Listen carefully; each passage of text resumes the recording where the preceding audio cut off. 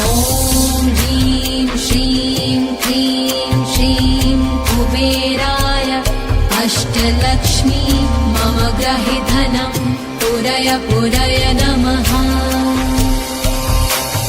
ॐ ह्रीं श्रीं क्लीं श्रीं कुबेराय अष्टलक्ष्मी मम ग्रहे धनं पुरय पुरय नमः।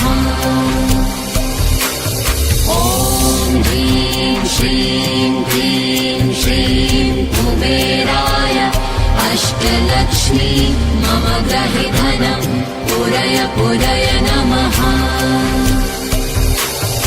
ॐ ह्रीं श्रीं क्लीं श्रीं कुबेराय अष्टलक्ष्मी मम ग्रहे धनं पुरय पुरय नमः।